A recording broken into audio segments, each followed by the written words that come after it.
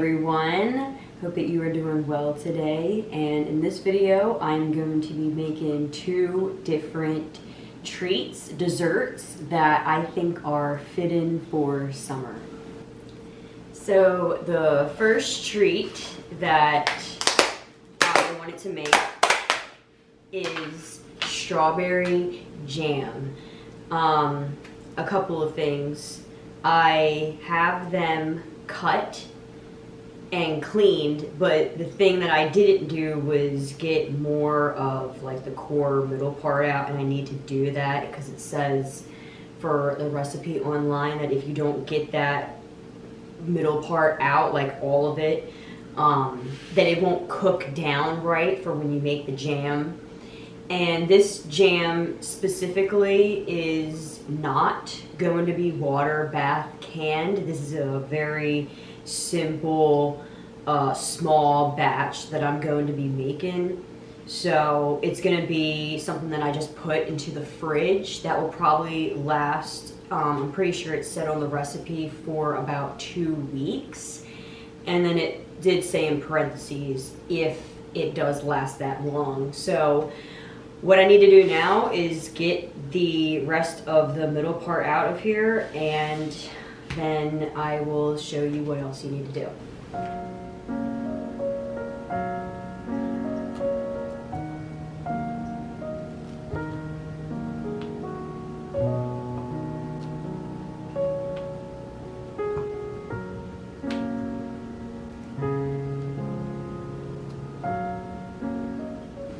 Okay, next I am going to be cutting the strawberries up a little bit smaller so that this can help break down for when we go and make the jam.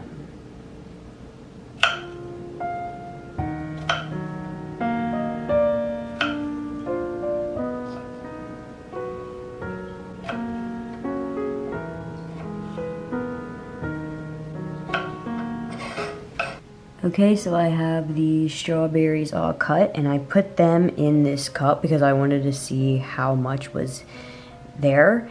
And it says that I need a pound of strawberries and that 2 1/4 cups is about a pound of strawberries. So that's almost about what I have.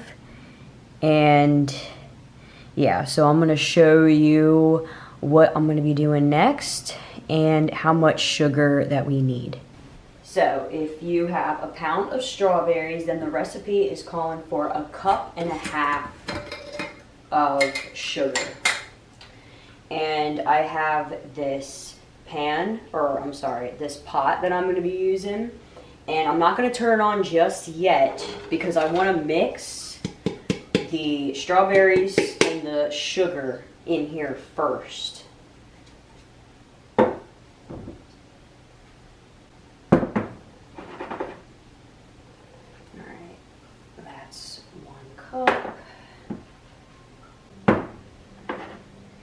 That's good. And I am going to get a spoon and mix that up.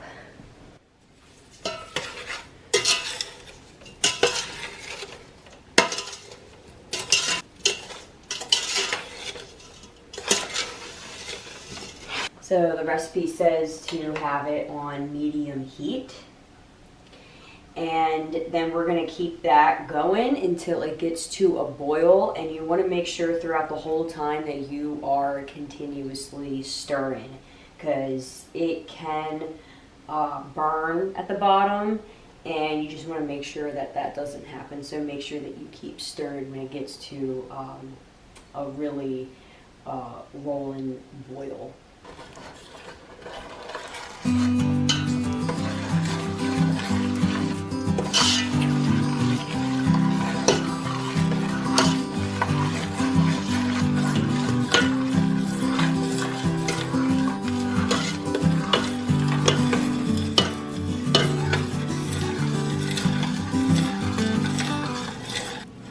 Okay, and then once we reach to the point where when we keep stirring and it keeps bubbling up like this,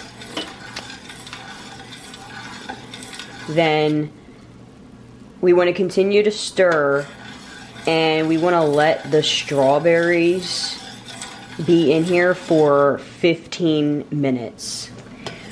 Or you can get the temperature and see when it reaches at 220 Fahrenheit, and that's when it says on the recipe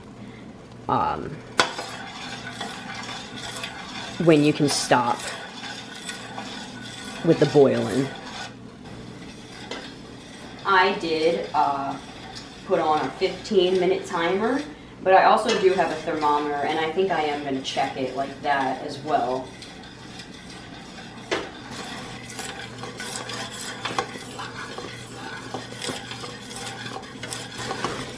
Okay, this is almost done. I have this little digital thermometer. The timer says I got 4 more minutes, and I did turn down the heat a little because it's getting hot.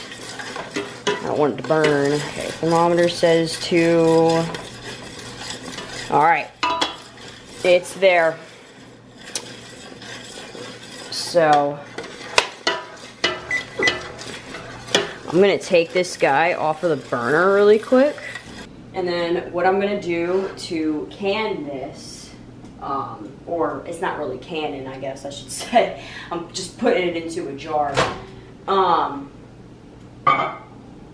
I got 2 mason jars, and I have them filled up with water, and I'm just gonna put it in the microwave until it starts to boil up a little bit, so that when I put all of this jam into the jar, it is also warm as well.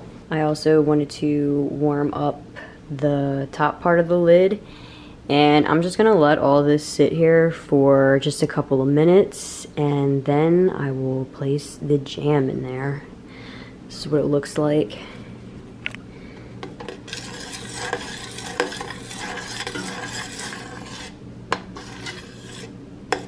I don't know if I'll actually need 2 jars, but you know what I should get? Hold on. I'm gonna use this guy.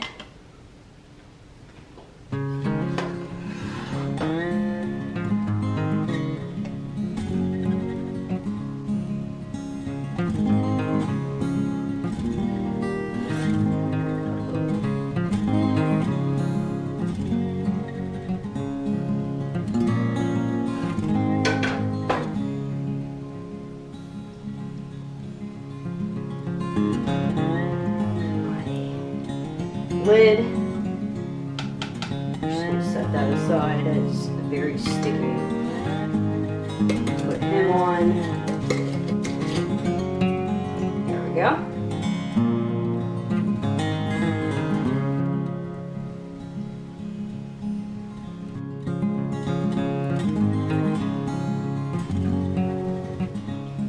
And that is how you make the strawberry jam. Before I put it in the fridge, I'm going to let it cool down and not let it be so hot. But yeah, I think this is a really easy and fun activity for maybe people to do during the summertime. And you know, since strawberries are in season and stuff, I just felt like that this is a very summer treat. And this is something that you can, like, you know, gift to somebody, or you can bring it to a family event or something. So yeah, I think this is really neat, and I'm glad that I had tried this for the first time. Okay, so the second dessert that I'll be making are apple pie oatmeal bars, and it calls for 2 cups of apples. So I'm going to peel them, get the core out, and then it says to chop them as well.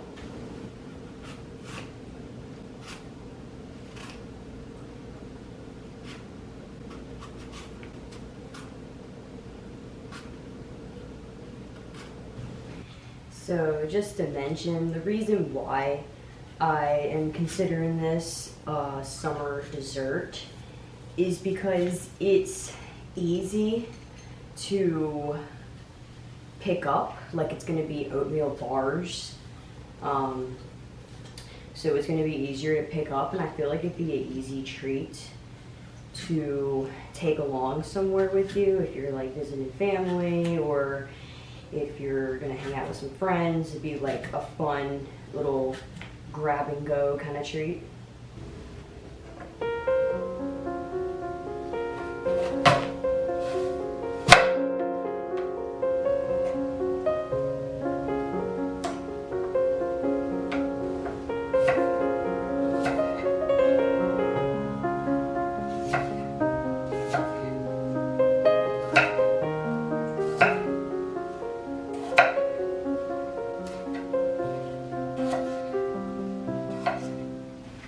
Okay, so for the next step, we're gonna take our ingredients for the apple pie filling, and we're gonna put it into a bowl and mix it all up, and then I'm going to put it on the oven. Now, it doesn't say to mix it in a bowl, it just says to put it all on a saucepan and then just start it, but I'm gonna mix it in here first. So, first thing that you need to do is get the apples in.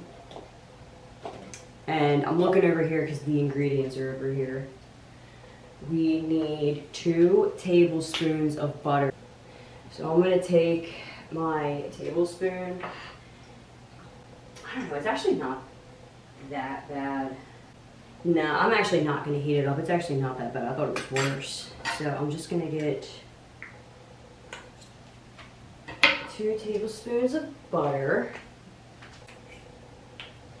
And we need a 1/4 cup of, it says light brown sugar. I only have dark brown sugar.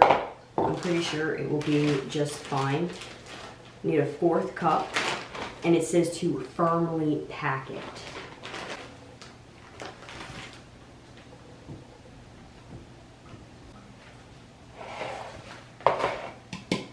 Two tablespoons of flour. Of all-purpose flour. I'm gonna clean this guy off really quick.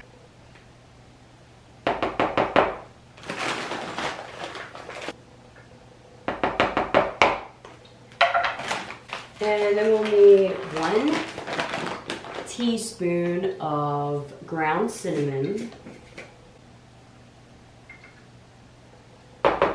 Okay, 2 tablespoons of water. I'm just gonna fill it in here really quick.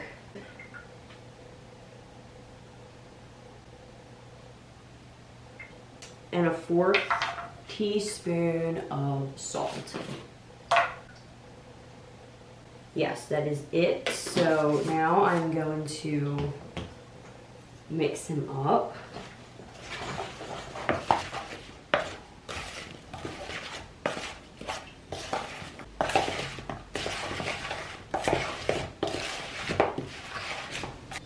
Okay, then it says to put the saucepan on about medium heat. It doesn't say boil, but it does say that you want the apples to eventually soften, and then the sauce is going to eventually start to thicken. And they say that once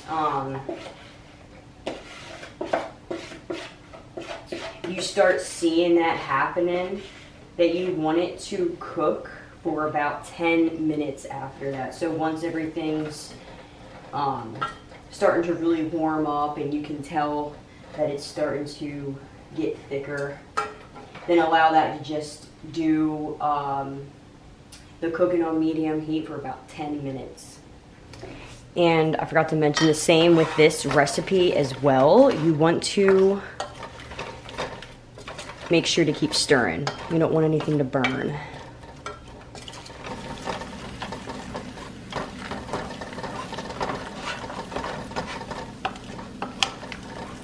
Okay, this is the moment where I'm gonna set a timer for 10 minutes. And then it says afterwards to pull it off and let it cool.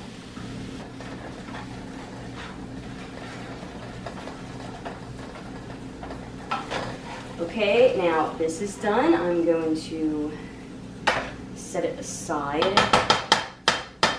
Let this guy guy cool down, and then we'll work on the rest of the ingredients. Okay, so this is the time to preheat the oven and put some foil on. So we want to preheat it to 350.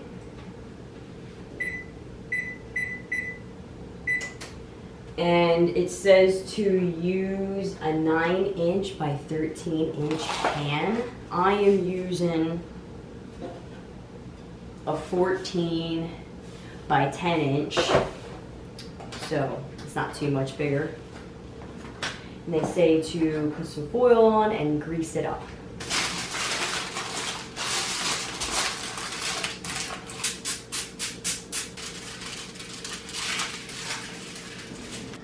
Okay, then we're gonna need a bowl and a whisk.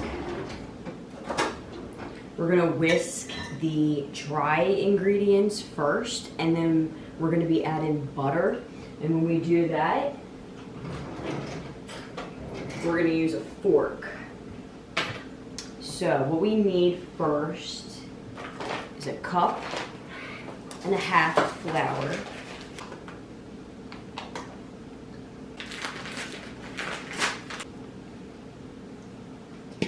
Cup and a half. And we need another cup and a half of, it says rolled oats, and they said old-fashioned oats are literally the same thing, that the words are interchangeable.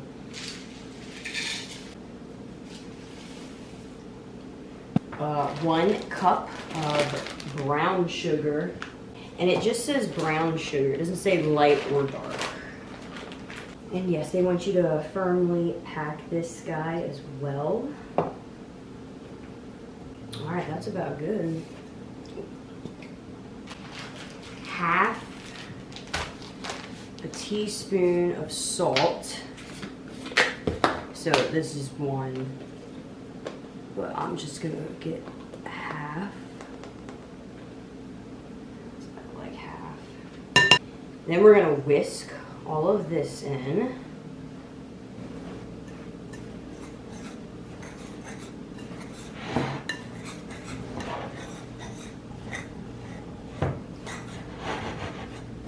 Okay, then it calls for 14 tablespoons of butter or 2 sticks of butter.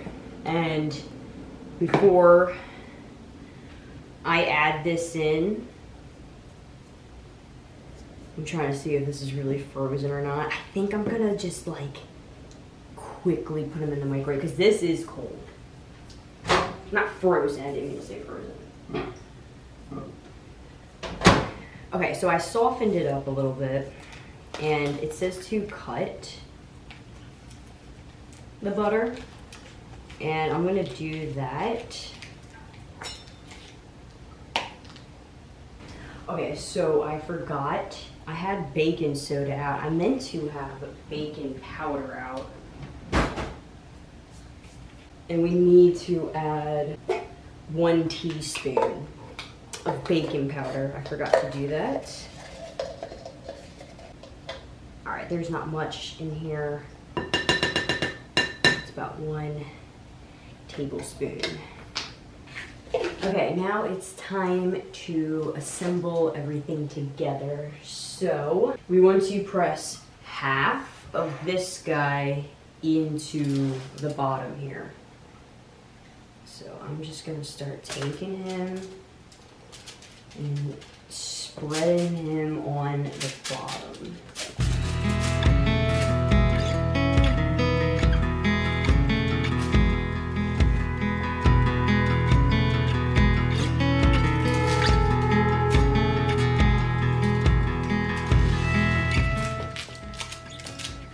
I'm trying to spread this as much as I can.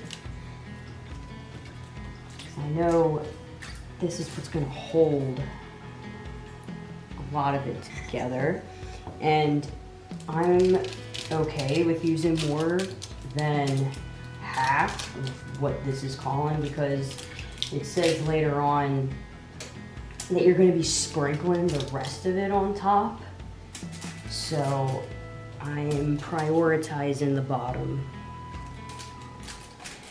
Okay, then after this is pressed down, we're gonna be putting the apple filling on top.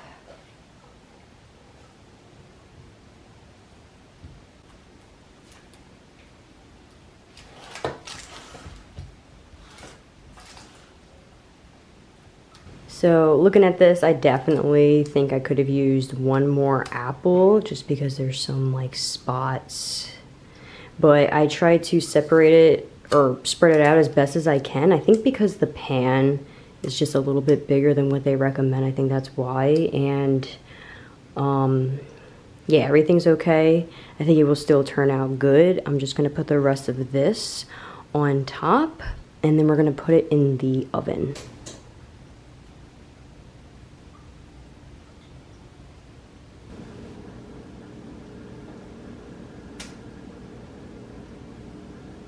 Okay, here it is. It says to bake it in the oven for 30 to 40 minutes. I'm gonna do 30 because our oven gets extremely hot. While we're waiting for the apple pie dessert, I wanted to show you the strawberry jam a day later, and it has been in the fridge. I've used some of it.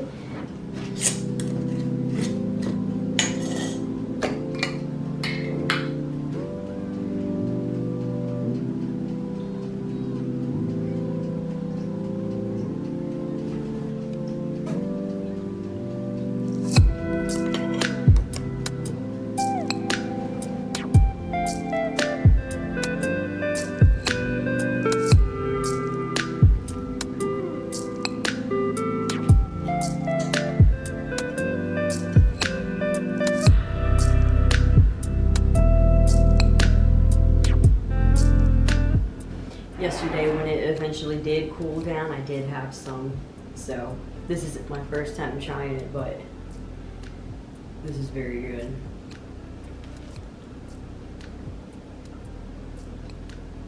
I'm just like more amazed that I could make this. I never realized how easy it was to make jam. And I definitely think I'm going to be experimenting with other fruits.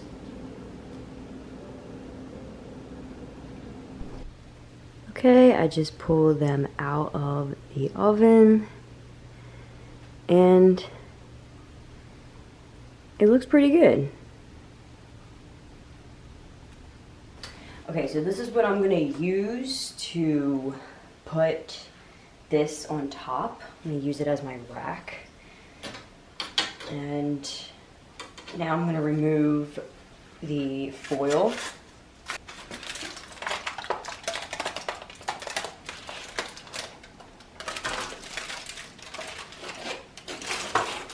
Okay, that was easier than I thought.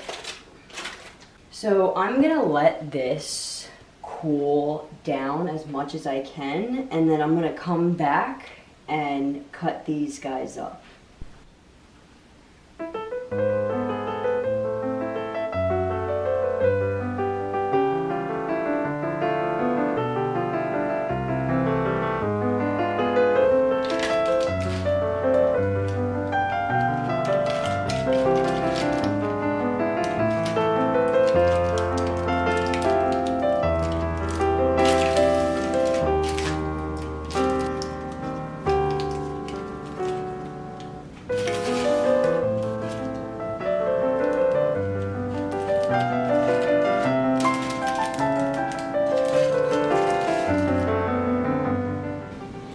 Okay, I am going to try these.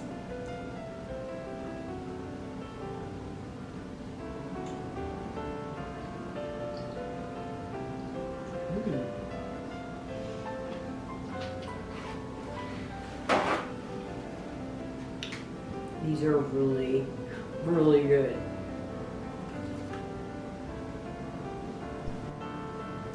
These are so good and they are so crunchy. I just feel like this is such a perfect treat. whenever you're on the go or you just want something really small. Okay, those are the summer treats that I have to share with you. I hope that you try one of these out or try them out both. They are really fun and just simple to make, and I think they'd be a great treat for summer. So I hope that you guys have a great rest of your week. We'll see you next time, and bye-bye.